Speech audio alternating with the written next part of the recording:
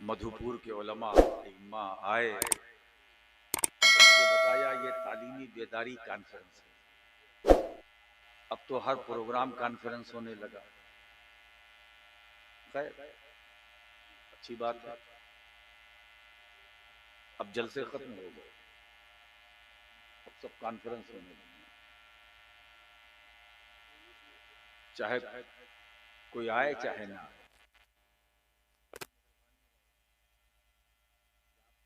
तादाद में आप यहाँ आए। आज मेरी तादाद पर नजर नहीं होगी, अपनी बात पर नजर हो। तालीमी बेदारी कॉन्फ्रेंस। अब बताइए कि मैं तालीमी बेदारी पर गुफ्तगू करूं। मैं तो आपसे पहले ये कहूँगा, मैं अपने उलमा से भी मुखातिब हूँ कि पहले वो इस पर जोर दें कि पहले आप अपने अंदर बेदारी पैदा करें। बात है, सुभान अल्लाह। आपको बुलाया जाता है, आप कुर्सी छोड़ने को तैयार नहीं, वहां से यहाँ आने को तैयार नहीं। तो हमारे उलमा ने जो बोर्ड बनाया है, मुस्लिम मसाइल बोर्ड, आप उसमें कब आएंगे, कब हिस्सा लेंगे, कैसे मिंबर बनेंगे? चलने में आपको दुश्वारी हो रही है तो लंबा चलकर मिंबर बनने में कितनी बड़ी दुश्वारी होगी। हजरात, सच ये है कि आज मैं कोई ऐसी वैसी तकरीर के लिए नहीं बैठा हूं जो मुझे कहा गया, मैं उसी पर आज आपसे गुफ्तगू करूंगा। मैं चाहता हूं कि मेरी आवाम पहले अपने अंदर बेदारी पैदा करे। आप जागें। वो 313 की बात अभी किसी ने की, वो 313 मुसलमान थे जो हजारों पर भारी थे। आज हम 20 से 25 बल्कि 30 से 35 करोड़ हैं और हम अपने को कमजोर महसूस करते हैं। आखिर वजह क्या? वजह क्या? कुछ तो वजह होगी। मैदाने बद्र में 313 हजारों पर भारी थे। क्या उनका ईमान था? क्या इस्लाम था? वही कलमा जो वो पढ़ते थे वही हमारा, वही कुरान जिसको वो पढ़ते थे वही हम पढ़ते थे, वही नमाज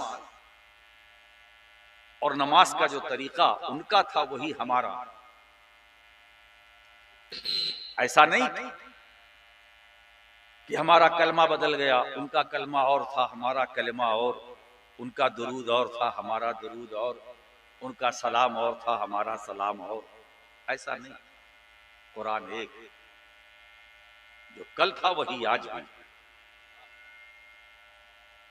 आयतें जो कल थी वही आज भी, सूरतें जो कल थी वही आज भी, इस्लाम जो कल था वही आज भी, अकीदा जो कल था वही आज भी है, दीन जो कल था वही आज भी है, नजरिया जो कल था वही आज भी है। इसमें कोई फर्क नहीं। फर्क जो आया है वो हमारे अंदर आया है। अब आप खुद तलाश करें। सोचे कितने जलसे होते हैं, कितने जश्न होते हैं, कितनी कॉन्फ्रेंसें होती हैं। अभी हमारे सामईन में, हमारी अवाम में, मैं अवाम अहले सुन्नत की बात कर रहा हूं, अभी तक उनमें सुधार नहीं पैदा हुआ। क्या वजह है कि मुस्लिम मसाइल बोर्ड को हमारे उलमा ने कायम किया? अभी कागजी है। मेरी तो दुआ है कि आगे बढ़े और ये कागज ही तक महदूद न रहे, बल्कि हुकूमत झारखंड से कुछ फायदा भी हासिल किया जाए। वरना कोई बोर्ड वोर्ड चलता नहीं, वो कुछ देर कुछ दूर तक चलेगा, फिर उसके बाद बढ़ जाएगा। जो हमारे जो सियासतदां हैं, जो मुसलमानों के सियासी कायद हैं, उन्हें भी चाहिए कि मुस्लिम मसाइल बोर्ड में दिलचस्पी लें। सिर्फ मसाजिद के अइम्मा या उलमा या मदरसों से जो मुताल्लिक़ हैं हमारे अहबाब, उनके आने से ये मसला हल नहीं होगा।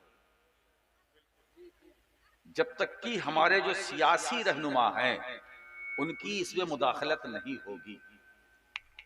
हमारे बहुत सारे मसाइल बिखरे हुए हैं, उलझे हुए हैं, हमारे अंदर कमियां। अब आप देखिए,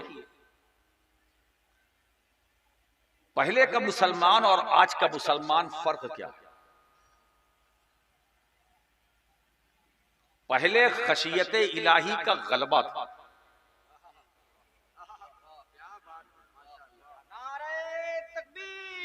हेलो हेलो जिंदाबाद। लम्हा लम्हा लहजा लहजा खुदा का खौफ गालिब।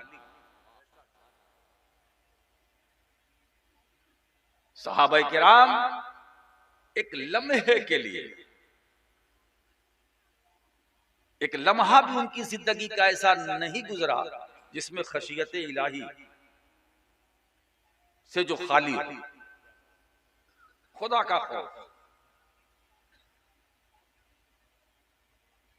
आप अंदाजा लगाएं, वो जिहाद में होते थे, नमाज का वक्त आ जाता था, तलवार रख देते थे, खुदा की बारगाह में सजदा करते थे।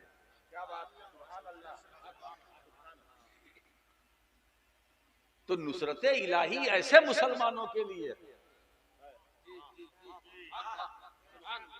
और आई, खुदा की मदद बद्र के मैदान में आई।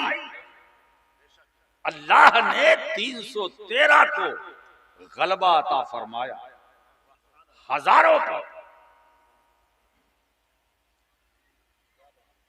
इसलिए कि कामयाबी की जो बुनियाद थी वो उनके पास थी। अल्लाह सुभान अल्लाह। Hello hello. जाहिर है बुनियाद जितनी मजबूत होगी इमारत उतनी मजबूत होगी, और ऐसी इमारत जिसकी बुनियादी ही ना हो, कमजोर का सवाल नहीं, बुनियादी ही ना हो, सुभान अल्लाह। जमीन देखा, बनाना शुरू कर दिया, दीवार खड़ी कर दिया, छत लाद दिया, वो तो कभी तूफान आएगा, हवा का तेज झोंका उड़ा के लेके चला जाएगा। हमारी हैसियत यही है, तेज झोंका आया, हमारा आता पता नहीं, क्योंकि हमारा ग्राउंड मजबूत नहीं, उनकी बुनियादें मजबूत थी। इस्लाम में फर्क नहीं, वो भी मुसलमान, हम भी मुसलमान। अच्छा, आप दिल से बताइए कि आप मुसलमान हैं जैसा होना चाहिए। फिर कुरान ये क्यों कह रहा है, या अय्युहल्लज़ीना आमनू उदखुलू फिस्सिल्म काफ़ा, या ईमान वालों पूरे के पूरे इस्लाम में दाखिल हो जाओ, इस्लाम में दाखिल हो जाओ। इसका मतलब कुछ कमी है? या अय्युहल्लज़ीना आमनू, आमिनू, बताइए, वो लोग जो ईमान ला चुके उनसे अल्लाह कह रहा ईमान ले आओ। इसका मतलब कुछ कमी है? अल्लाह सुभान अल्लाह। हमसे कोई कहे ईमान ले आओ, मोमिन से अगर कोई कहे ईमान ले आओ तो सोचे पड़ जाएगा, भाई तो हम तो पहले से मोमिन हैं, फिर हमसे कहा जा रहा ईमान ले आओ। मैं नहीं कह रहा हूं, कुरान कहता है या अय्युहल्लज़ीना आमनू आमिनू, तुम ईमान ला चुके हो, ईमान ले आओ। अब जब ला चुके हो तो फिर ईमान लाओ। इसका मतलब क्या हुआ? उसका मतलब ये हुआ कि ईमान ला चुके हो तो जो ईमान तुम ले आए हो उस ईमान पर कायम रहो। अल्लाह सुभान अल्लाह, माशाल्लाह। नारे तकबीर, नारे रिसालत। इस आयत करीमा में आमिनू का मतलब ईमान पर कायम रहना। इस्लाम लाना और है, कायम रहना मुश्किल है। जभी तो डॉक्टर इकबाल ने कहा ये शहादत गहे उल्फत में कदम रखना है। लोग आसान समझते हैं मुसलमान होना। मुसलमान होने के लिए ये मुसलमान होना आसान नहीं है। सिर्फ कलमा पढ़ लिया इतनी बात नहीं बनेगी, इससे उस पर कायम रहो। अब जाहिर सी बात है, इस्लाम लाने के बाद इस्लाम पर कायम रहना, ईमान लाने के बाद ईमान पर कायम रहना। तो अब कायम के लिए कुछ जाहिर सी बात है, लवाजिमात है, कुछ शर्तें हैं, कुछ चाहिए। क्या चाहिए? अगर आप ईमान पर कायम रहना चाहते हैं तो झूठ मत बोलो, ईमान पर कायम रहना है। बुराई मत करो, गीबत मत करो, चुगलखोरी मत करो, इनके उनके जो कान में खुसुर फुसुर करते हो ये मत करो।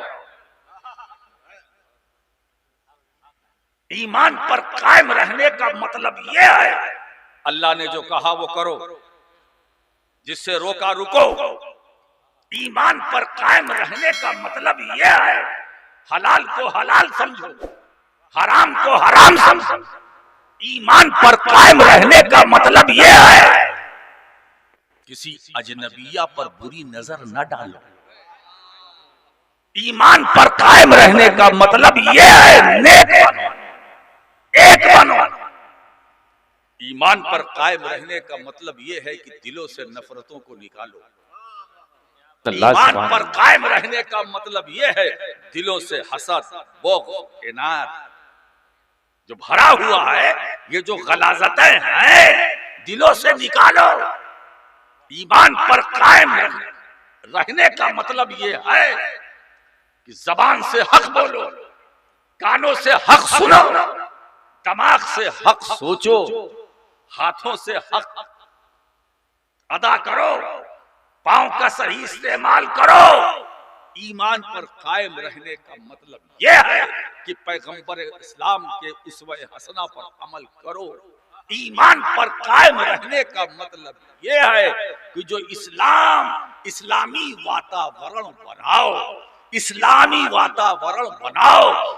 ईमान पर कायम रहने का मतलब यह है कि तुम मुसलमान तो बन गए, दिल को कलमा पढ़ाकर, है ना, जबान को आवारा न छोड़ो, आंखों को आवारा न छोड़ो, हाथों को आवारा न छोड़ो। आज राशिद मक्की इसी बयान के लिए बैठा है कि लोगों, तुमने ला इलाहा इल्लल्लाह कहकर, मुहम्मदुर रसूलुल्लाह पढ़कर अपने दिल को मुसलमान बना दिया, साथ साथ जबान को भी मुसलमान बनाओ, आंखों को भी मुसलमान बनाओ, अपनी फिक्र को भी मुसलमान बनाओ, अपनी निगाह को भी मुसलमान बनाओ, अपने हाथों को भी मुसलमान बनाओ, अपने उठते हुए पैरों को भी मुसलमान बनाओ। मतलब ये है कि जब दिल के साथ तुम्हारी जबान भी मुसलमान बन जाएगी, तुम्हारी आंखें भी मुसलमान बन जाएंगी, तुम्हारे कान भी मुसलमान बन जाएंगे, तुम्हारे हाथ पांव सर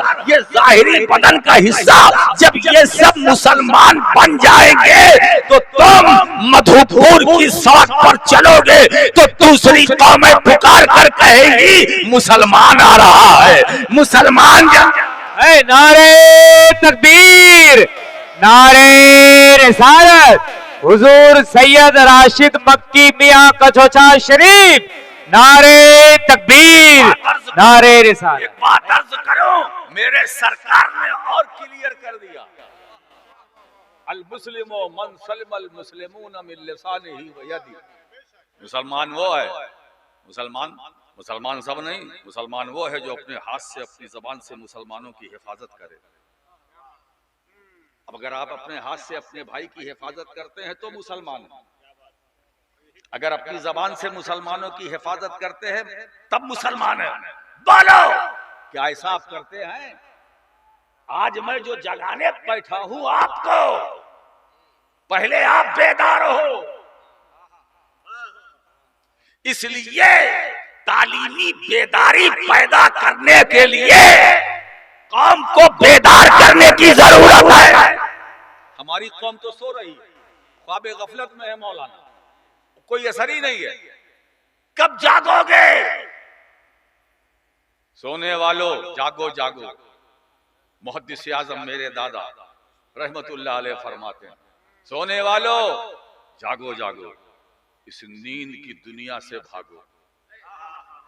सोने वालों जागो जागो, इस नींद की दुनिया से भागो।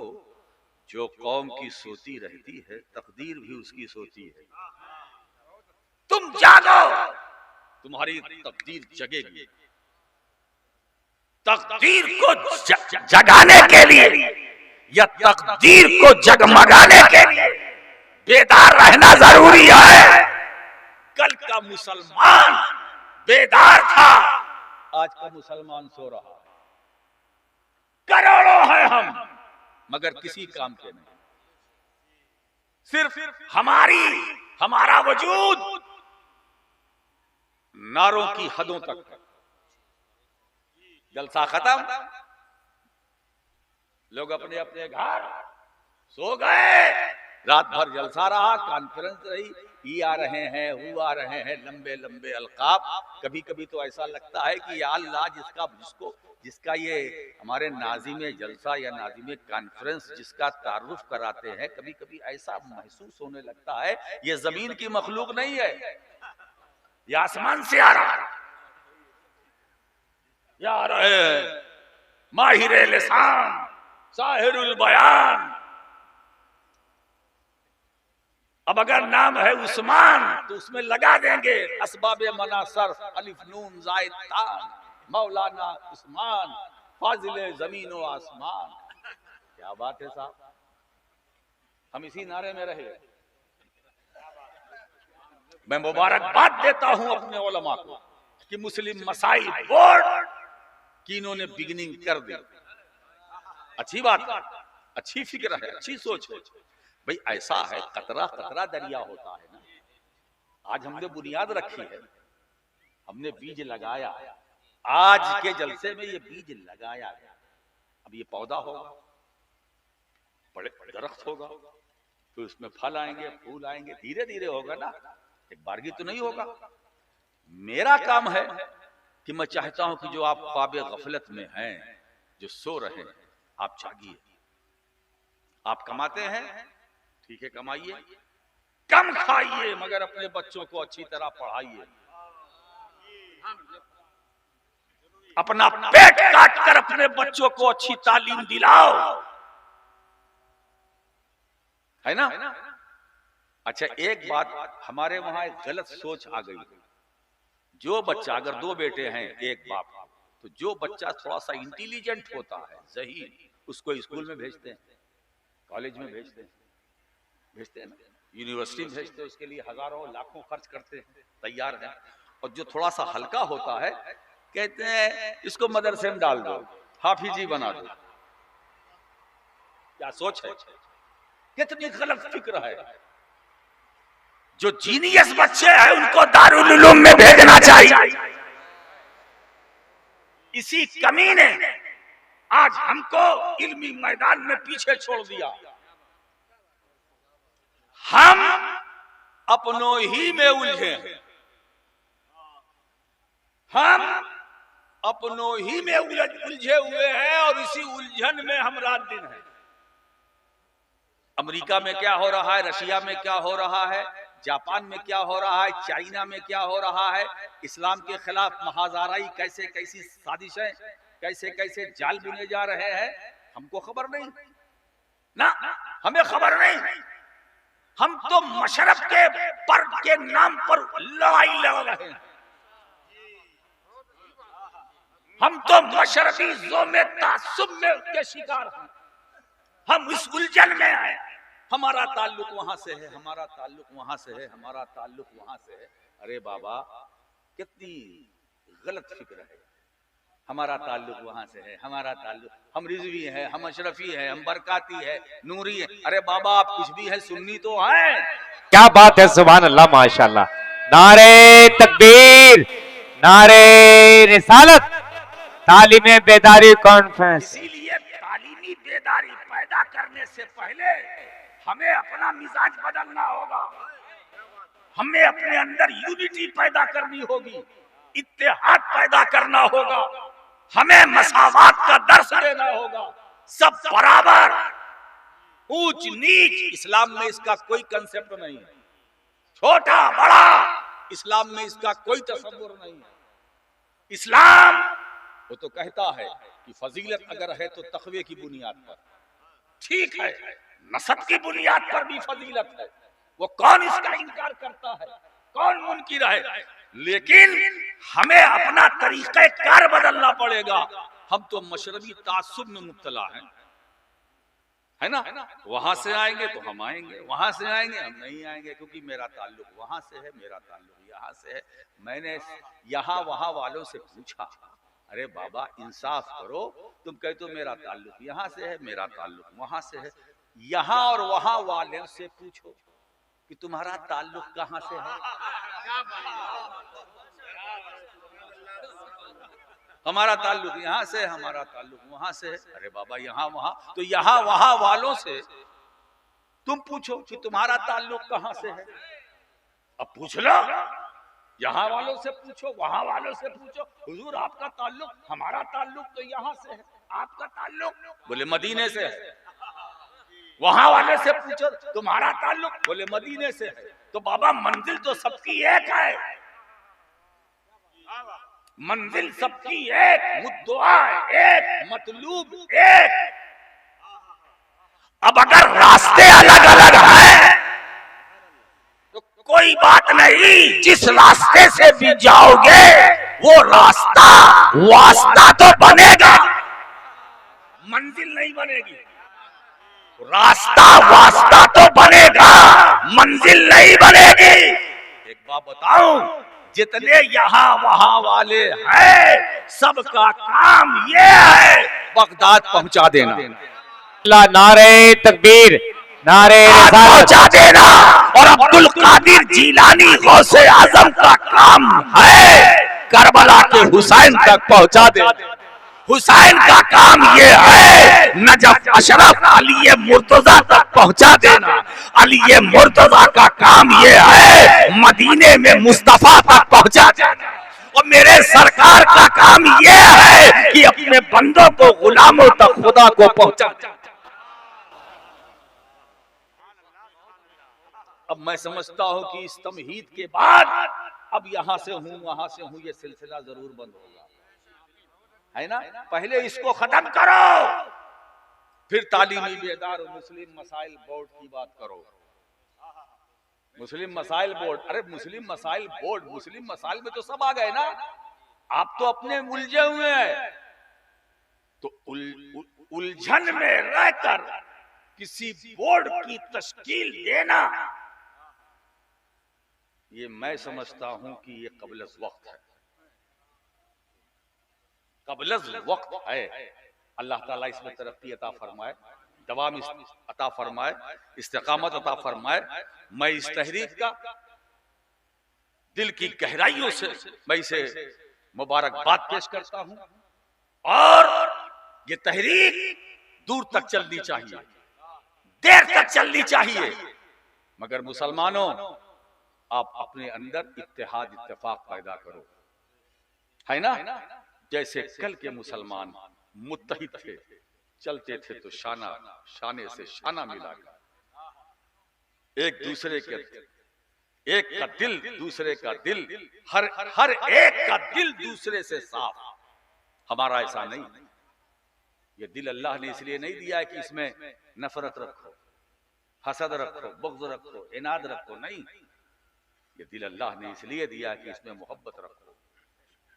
और किसकी मोहब्बत रखो? अल्लाह और उसके रसूल की मोहब्बत रखो।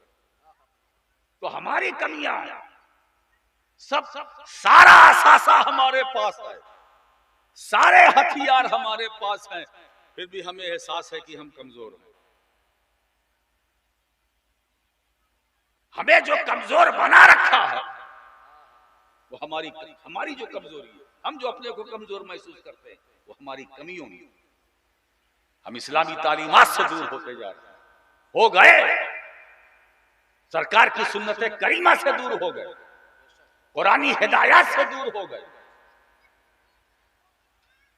हम अपने नबी के फरमान को बयान तो करते हैं मगर अमल नहीं करते। हम कुरान के अहकामात को बयान करते हैं, पूरी पूरी रात गुजार देते हैं मगर खुद अमल नहीं करते। अच्छा एक बात मैं और बताऊं आपको, जलसे में आना मुस्तहब है। मुस्तहब है कि नहीं? मुस्तहब है, लेकिन नमाज फर्ज ऐन है। रात भर जलसा हुआ, फजर की अजान हुई, शायर भी सो रहा है, खतीब भी सो रहा है, ये बेदारी कैसे पैदा हो? मुस्तहब पर रात भर अमल किया, फर्ज गायब, ये कैसे बनेगा? ऐसे नहीं होता। मज़ारात पर जाना वाजिब नहीं है, मुस्तहब है। मज़ार पे जाना मुस्तहब है, चादर चढ़ाना मुस्तहब है, फातिहा पढ़ना मुस्तहब है, वाजिब नहीं है। वाजिब नहीं है, फर्ज नहीं है। अब अगर कोई मज़ार पे नहीं जा रहा है तो उसे गलत न कहना।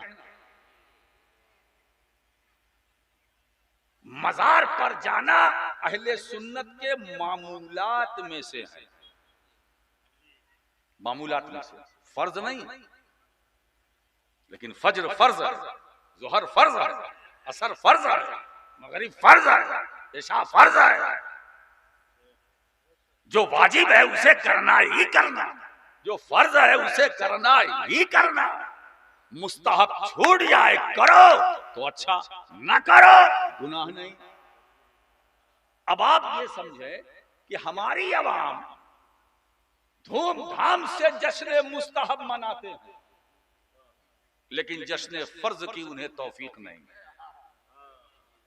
जश्न वाजिब की उन्हें तौफीक नहीं। तो जरूरत इस बात की है कि सबसे पहले हम अपने को पहचाने। हम क्या हैं? अल्लाह ने हमें पैदा किया, क्यों पैदा किया? अल्लाह ने हमें बनाया, क्यों बनाया? अल्लाह ने हमें दुनिया में भेजा, क्यों भेजा? बोलो, है ना? इस पर तवज्जो नहीं, बल्कि हम क्या है? ये ग्राउंड प्लस 3 क्यों बनाया? एक मंजिला काफी था, 2 मंजिला काफी था, इतनी दुकान क्यों? इतना बड़ा बिजनेस क्यों? एक गाड़ी थी, 2 और लाया, क्यों?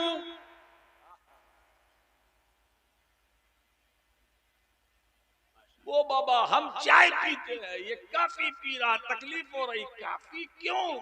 वो भी मलाई मार के, क्यों?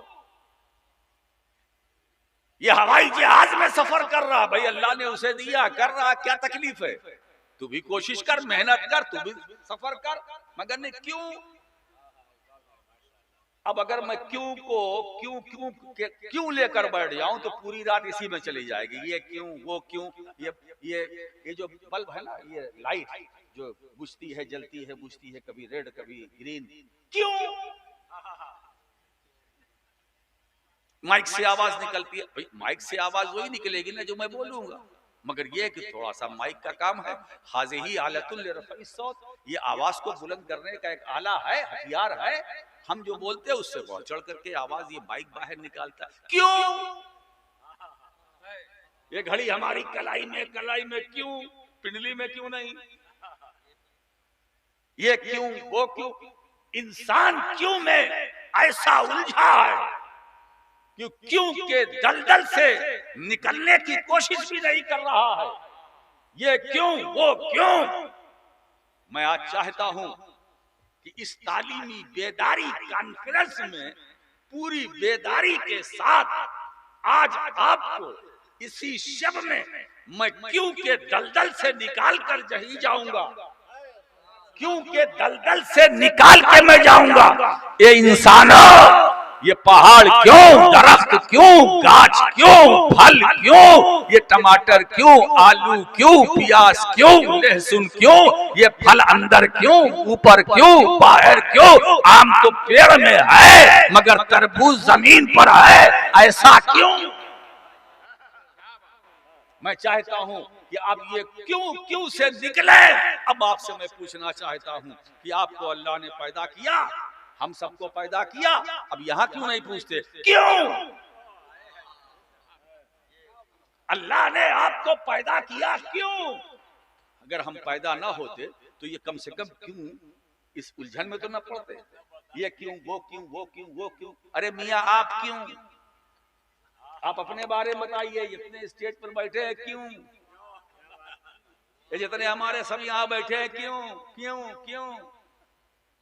अल्लाह ने हमें पैदा किया, बेहतरीन सूरत में पैदा किया, अशरफुल मखलूकात बनाया, जितनी मखलूक है सब पर इंसान को अल्लाह ने बरतरी दी। क्यों? हमारी पैदाइश का मकसद क्या है? हम उससे दूर हैं, हमारी तवज्जो उधर नहीं है, हमारी नजर उस पर नहीं है कि रब ने हमें क्यों पैदा किया।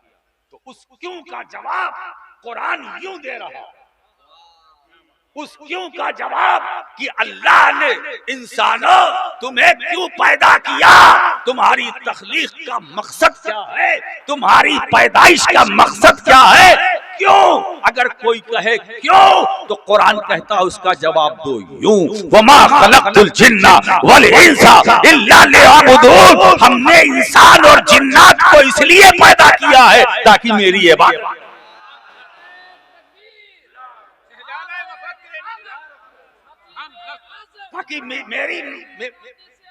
ताकि मेरी बंदगी करे। इंसान को हमने इसलिए बनाया है ताकि वो फज्र पढ़े, इंसान को हमने इसलिए पैदा किया है ताकि वो जोहर पढ़े, इंसान को हमने इसलिए पैदा किया है ताकि वो असर पढ़े, इंसान को हमने इसलिए पैदा किया है ताकि वो मगरिब पढ़े, इंसान को इसलिए पैदा किया है ताकि वो इशा पढ़े, इंसान को इसलिए पैदा किया है जब खुदा के घर यानी मस्जिद से अजान की आवाज आए तो हम बाजारों की तरफ हमारे कदम ना जाए, खाने खुदा की तरफ हमारे कदम जाए। इंसान अल्लाह ने इसलिए पैदा किया है और खुद पैदा करने वाला क्यों का जवाब दे रहा।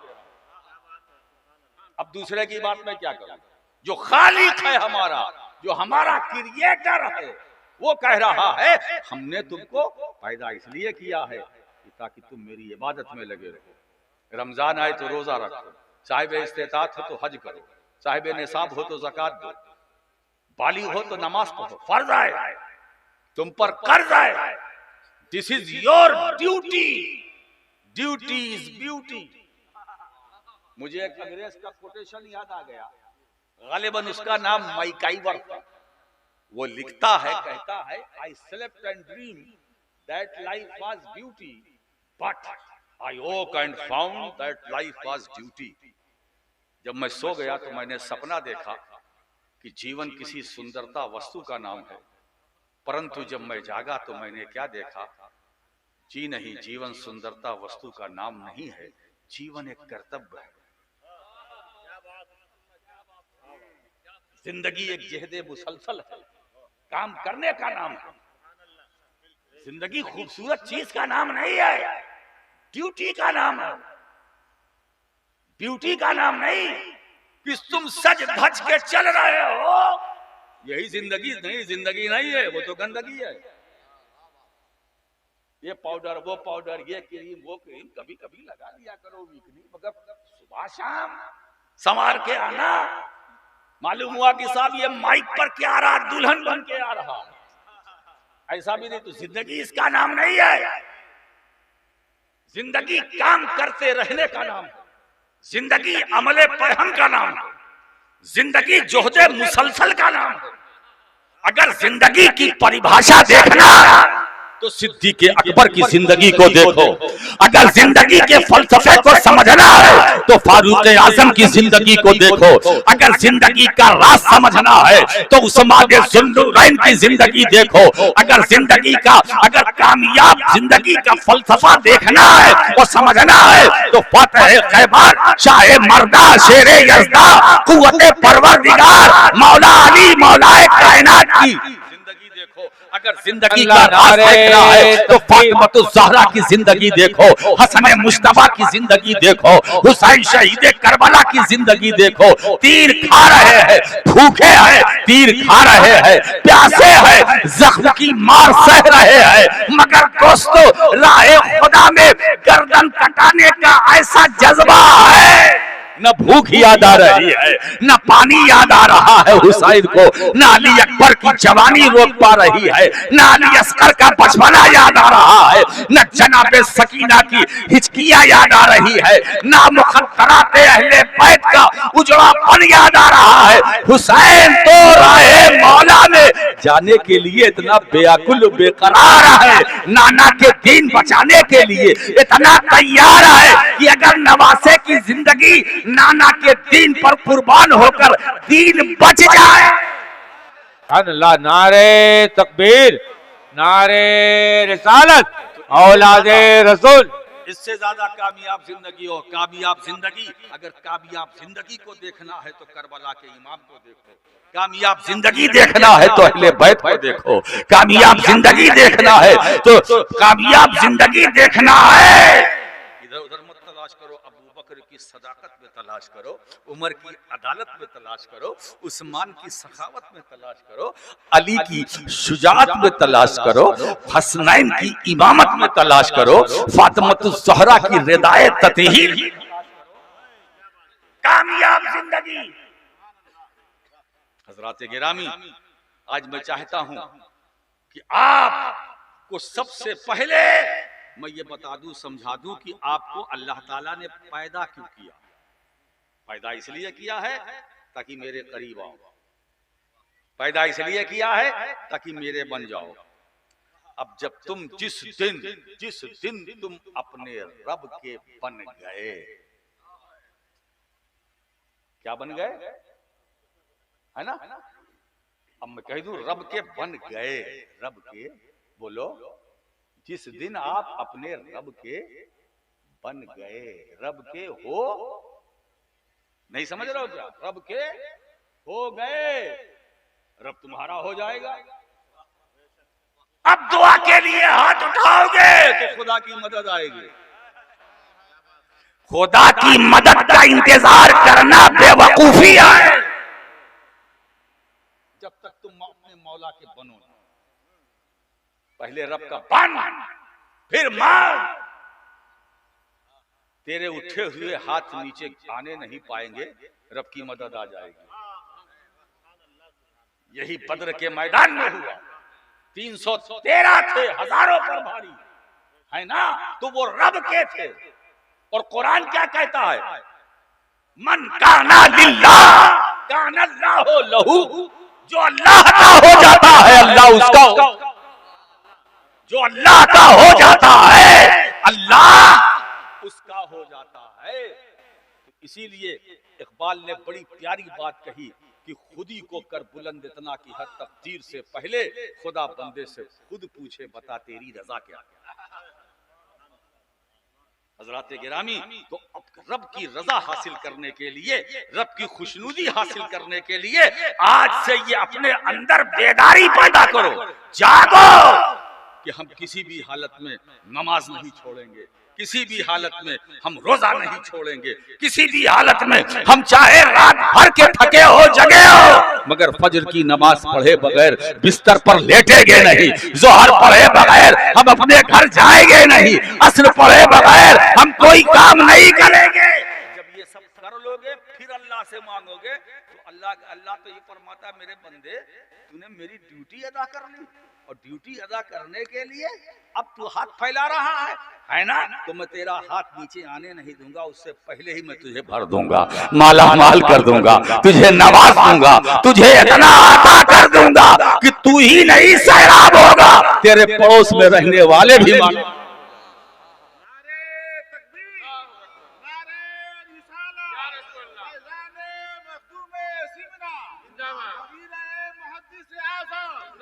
अच्छा, दूसरी बात आई इल्म की। तो अब पहले आप समझिए कि हमारी पैदाइश का मकसद क्या है, वो मकसद पूरा कर दिया। अब फिर दूसरे मकसद की तरफ आइए, वो खुद सीखिए इल्म। अगर आपने नहीं सीखा तो सीखिए, हासिल कीजिए। हर मुसलमान पर इतना जानना फर्ज है कि क्या जायज है क्या नाजायज है,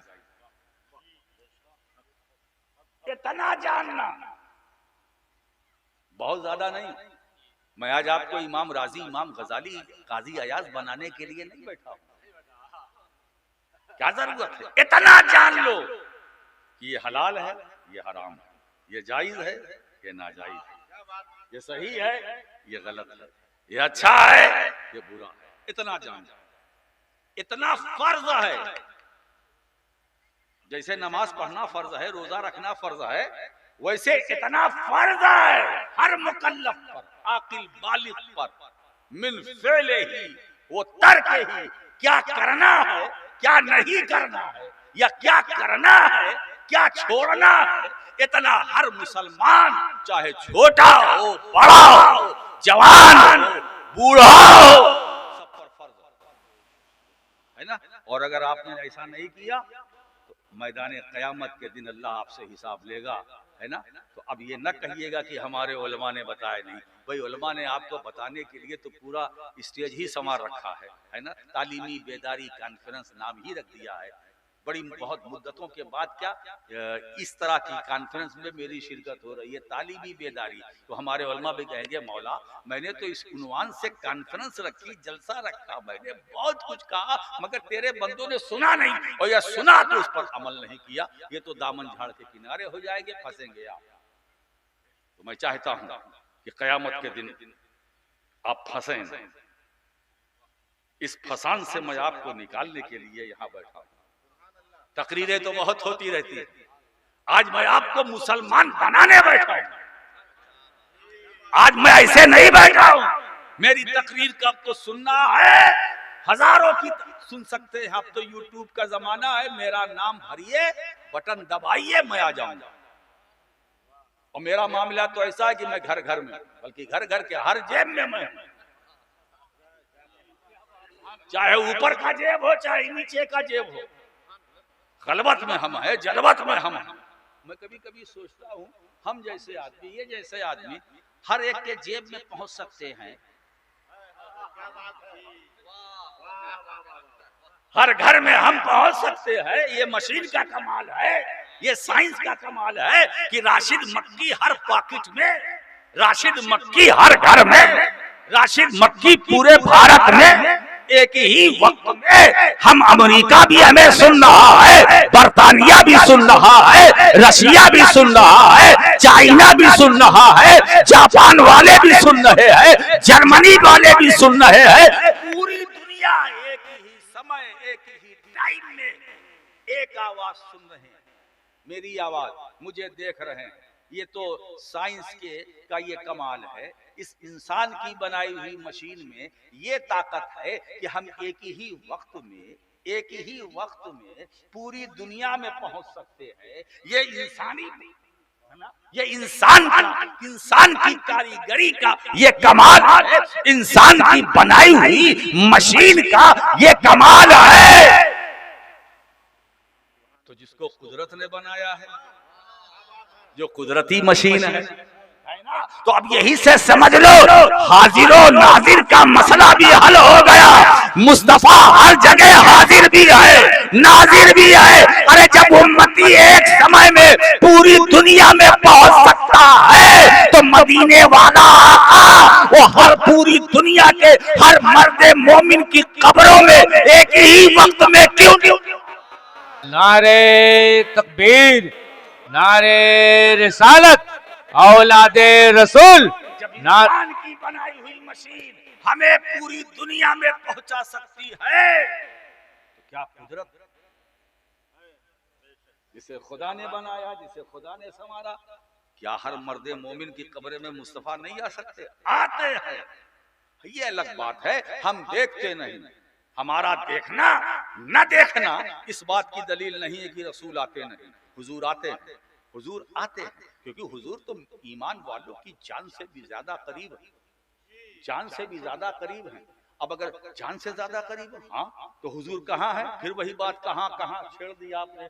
अगर आपसे कोई पूछे कि हुजूर कहाँ है, तो मैं कहूंगा मोमिन जहां है, ईमान वाले जहां है, मुस्तफा वहां है। अब ईमान वाले कहाँ कहाँ है?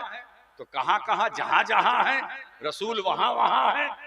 तो ईमान वाला अगर जमीन पर है तो मुस्तफा जमीन पर है, ईमान वाला जमीन में है तो मदीने वाला जमीन में है। हम दूर है, मेरा आका दूर नहीं है। हम तो, वो तो हमारा हुजूर है। और खुशी की बात तो ये है कि हम तो हुजूर कहते हैं, जो मानते नहीं वो भी कहते हैं कि हुजूर ने फरमाया। ये भी खुदा की कुदरत है। हुजूर ने कहा, मैंने कहा जब बोलते हो तो इसको मानते क्यों नहीं? जब हुजूर बोलते हो तो फिर हुजूर हाजिर हैं, भाई हाजिर तो वही होगा। आप हुजूर भी बोलते हो, वो हाजिर नहीं है, ये क्या बात है? तो मालूम हुआ बोलते कुछ हो, अकीदा कुछ रखते हो नहीं। जो दिल में हो वही जबान पर हो, जो जबान पर हो वही। हम हुजूर कहते हैं तो उन्हें हाजिर मानते भी, वो मौजूद है, वो हाजिर व नाजिर है।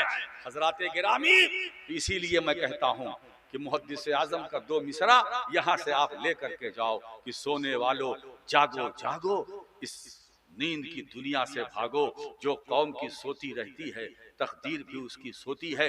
अपना खुद कम खाओ, अपने बच्चों को पढ़ाओ, कॉलेज भेजो, स्कूल भेजो, मकतब में भेजो, हाँ मगर इल्मे दीन उतना पढ़ाओ जितना पढ़ाना फर्ज है। आने के लिए तैयार हैं, आप तैयार हो जाएं। आज के बाद से ये तय कर लें कि हमको अपने बच्चों को दीन का इल्म पढ़ाना है, स्कूल में भी पढ़ाना है, डिग्री होल्डर भी बनाना है, ग्रेजुएशन भी कराना है, मास्टर्स डिग्री भी हम दिलवाएंगे, लेकिन इल्म दीन भी पढ़ाएंगे, कुरान भी पढ़ाएंगे, हाफिज भी बनाएंगे, आलिम भी बनाएंगे। इसीलिए दोस्तों, ये आलिम को हल्के में ना लेना। कुरान कहता है इन्नमा यख्शल्लाह मिन इबादिहिल उलमा, और उलमा का मकाम बहुत है। जो खुदा के बंदे उलमा हैं, वो उलमा वो है, उनकी शान वो है, उनका मकाम वो है कि वो उलमा का मकाम ये है कि वो अपने रब से डरते हैं। जहाँ खशियत इलाही है, जहाँ खौफ खुदा है। आलिम की तारीफ क्या है? जो अल्लाह से डरे। अगर खुदा से डरता है तो आलिम है, नहीं डरता तो जालिम। इसीलिए दोस्तों एक बात मैं अर्ज करूं, ये जो आलिम हम लोग बोलते हैं, ये इस्तिलाही आलिम है। मदरसे में गए 8 साल है आलिम, ये इस्तिलाही आलिम है। हकीकी आलिम वो है जो अल्लाह से डरे। जितना ज्यादा डरेगा उतना ही बड़ा आलिम होगा। जितना ज्यादा खौफे खुदा उसके अंदर होगा उतना ही बड़ा आलिम होगा, उतना ही बड़ा आलिम होगा। और जिसे हम आलिम कहते हैं समझते वो इस्तिलाही, 8 साल 7 साल बदलते रहे, मतबख का खाया पिया, बर्तन माजा रखा, स्टोव जलाया, दाल चावल पकाया, झमाझम खाया, पेट भरा, 8 साल तक पढ़ा। अब पता नहीं पढ़ा कि नहीं पढ़ा, मदरसे ने सनद दे दिया। बड़े आलिम हजरत मौलाना अल्लामा हो गए। अब तो मौलाना कहो तो इतना नहीं, अब तक अल्लामा न कहो, अल्लामा अल्लाम फाजिल। अब पता नहीं वो फजल वाला है या फजूल वाला है। एक साहब मेरे पास आए, दस्तार बंदी के जलसे में गया, कुछ लोग आए, बच्चे आए कि मतलब दस्तखत कर दीजिए। मैंने कहा बिल्कुल करूँगा। अरबी में वो सनद भी बनेगा, सनद पढ़ के सुनाओ, दस्तखत ये देता हूँ। अब वो सनद पढ़ना भारी पड़ गया। मैंने कहा सोचो, 8 साल 10 साल तुम यहाँ रहे, तुम्हें जो सनद मदरसा दे रहा वो सनद नहीं पढ़ पा रहे, तो मैं दस्तखत कैसे करूं? हजरात, ऐसा आलिम नहीं, ऐसा आलिम नहीं, ऐसा आलिम नहीं। तो हम चाहते हैं कि अपने बच्चों को आप आलिम बनाए, दारुल उलूम में पढ़ें आप, और उनका ताल्लुक सिर्फ मदरसे ही से ना रखना, किसी बड़ी खानकाह से भी रखना है ना, ताकि बात बन जाए।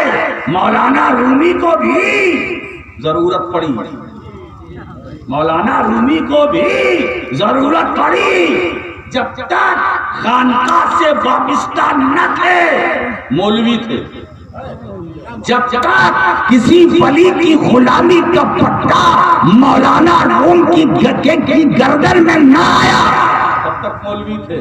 लेकिन जब शब्द तब्रेज़ की गुलामी में आ गए तो अब वो खुद फरमाते हैं कि मौलवी हरगिज़ शुद्ध मौलाए रूम ता गुलाम शम्स तब्रेज़ी न शुद्ध। इसका मतलब मैं बयान करता हूँ, मौलवी ही रहा, मगर जब शम्स तब्रेज़ की गुलामी का पट्टा गर्दन में मेरे पड़ गया तो अब ये मौलवी नहीं रहा, रूम का मौला बन गया, रूम का मौला बन गया। मालूम हुआ ये सारे मदरसे मौलवी बनाते हैं, मगर ख्वाजा का दरबार, गरीब नवाज की खानकाह, गौसे आजम की खानकाह, ये चिश्तिया, कादरिया, अशरफिया, ये खानकाह, ये क्या मदरसा मौलवी बनाता है, खानकाह मौला बनाती है।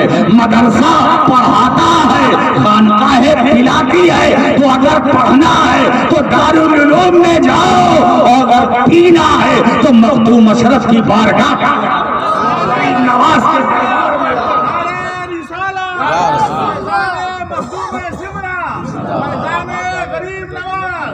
वो आलिम बड़ा पाकीज़ा है, मोतबर है, मुस्तनद है, मुदल्लल है, मुदल्लल भी कह रहा हूं, मुदल्लल है, जो मौलाना भी है और उसके नाम के आगे कादरी है, चिश्ती है, निजामी है, साबिरी है, अशरफी है, नाम के आगे है ना।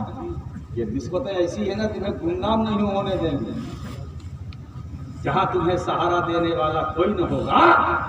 अब्दुल कादिर जिलानी बड़े पावरफुल, हाथ पकड़ लेंगे, वो तो खुद फरमाते हैं, इन्ना यदि अला मुरीदी का समाई अलगा, मेरा हाथ मेरे चाहने वाले पर ऐसा है, यहाँ इख्तियार है, मेरा साया मेरे चाहने वालों पर ऐसा है जैसे आसमान का साया जमीन पर। और से आज़म फरमाते इन्ना यदि अला मुरीदी, मेरा हाथ मेरे चाहने वाले पर है। और वो हाथ है कहाँ? बगदाद में। हम कहाँ है? मधुपुर में। जरा गौर करो, कहने वाले का हाथ बगदाद में, हम झारखंड में, ये दुनिया के किसी कोने में। मेरा गौस फरमाता है कि मेरा हाथ मेरे चाहने वाले पर है, कहीं भी हो। कितना लंबा हाथ है? अब्दुल कादिर जिलानी के हाथ की लंबाई को कोई नाप सकता है? नप जाएगा,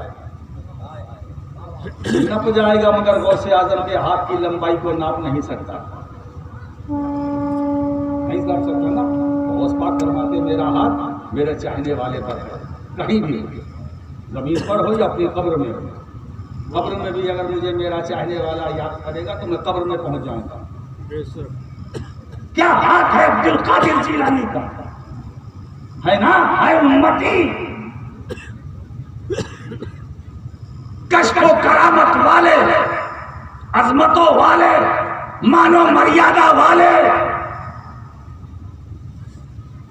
साहिब गौसियत कुबरा, इंसान कामिल, साहिब विलायत, गौसे जमाना, सैयद मुहीउद्दीन अब्दुल कादिर जिलानी, गौसे आजम, सब कुछ है।